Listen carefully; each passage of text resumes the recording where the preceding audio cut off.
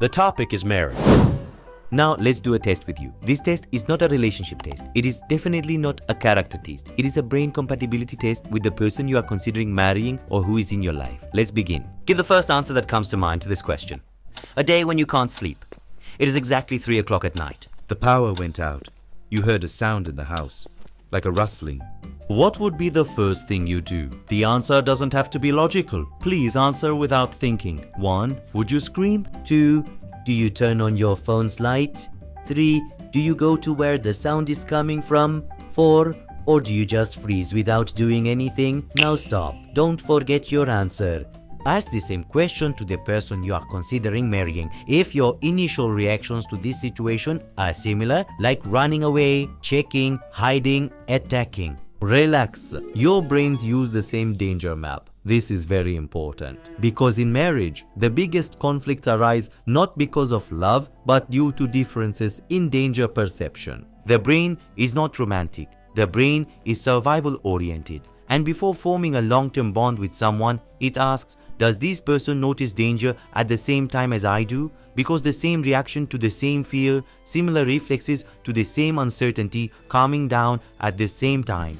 These are not love. Thus are nervous system alignments. And if this alignment is absent, one stays silent, one shouts, one runs away, one confronts.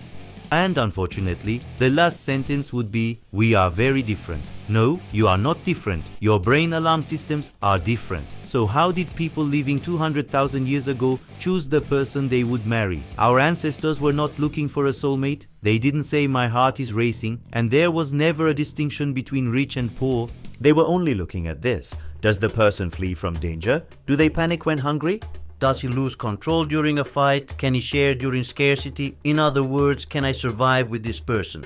Can I sit by the same fire? Can I get through the same night safely? Can I look at the same place in the same fear? This was brain compatibility. And if this compatibility existed, there was trust, there was loyalty, there were long bonds. Love would come later. Or sometimes it would never come. But marriage would work. The most important thing making marriage difficult today is that it's chosen by perception, not the brain. Photos, messages, words, social media identity.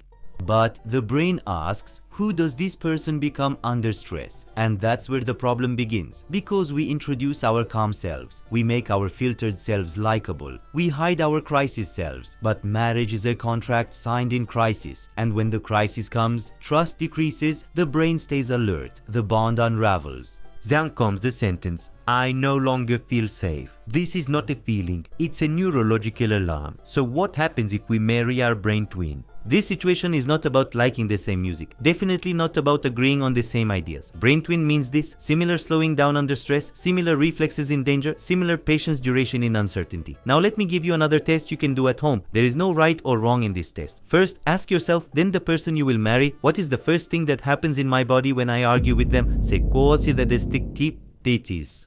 My stomach tightens, my heart races, my shoulders tense, my hands get cold, my head aches. If your physical reactions are similar to each other, it means your nervous systems are working in the same direction. This is a very rare harmony, and if this harmony exists, arguments end more quickly, silence is not a threat, and trust is more easily established. Say this clearly. Marriage is not about love. Marriage is about trust. And trust is when the brain says there is no danger. If your shoulders drop, your breathing slows, and silence doesn't scare you when you're with someone, congratulations, you may have found your brain twin.